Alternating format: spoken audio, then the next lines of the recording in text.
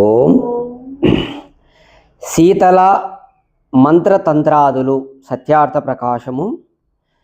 శీతల మంత్రములు తంత్రములు యంత్రములు ఇవియును వదంతులే, ఒక విధములగు మోసములే.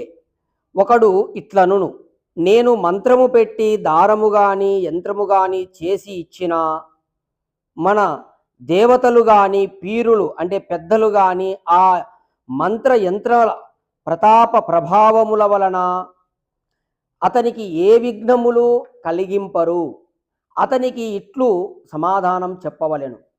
చూడండి, కొంతమంది ఈ విధంగా నేను మంత్రం పెట్టి దారం కానీ యంత్రం ఇస్తే ఇంకా దానికి తిరుగుండదు అని చెప్తారు. అటువంటి వాళ్ళకు మనం ఏమని సమాధానం చెప్పాలి? మీరు మృత్యువు నుండి, పరమేశ్వరుని యొక్క నియమము నుండి, కర్మ ఫలముల నుండి తప్పింపగలరా?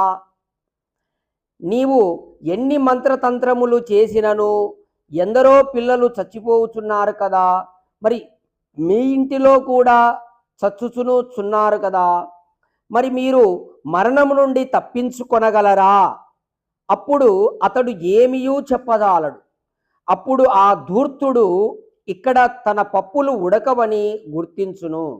దీనిని బట్టి ఇట్టి మిథ్యా వ్యవహారములను విడిచి ధార్మికులు ఎల్లరూ దేశమునకు ఉపకారము చేయువారు నిష్కపటముతో ఎల్లరికీ విద్యను అభ్యసింపచేయు ఉత్తమ విద్వాంసులకు ప్రత్యుపకారము చేయవలయును.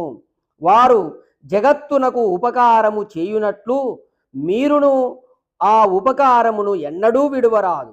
రసాయన మారణ మోహన ఉచ్చాటన వశీకరణాది లీలలు చెప్పి చేయువారిని మహాదోషులుగా ఎంచవలెను.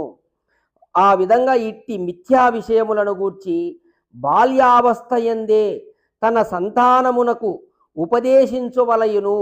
అందువలన తన సంతానము భ్రమజాలమున పడి దుఃఖముల పాలు కాకుండును. చూడండి, ఈ విధంగా మీరు మీ సంతానానికి చిన్నపిల్లప్పుడే ఇటువంటి విషయాలన్నిటినీ బోధించాలి.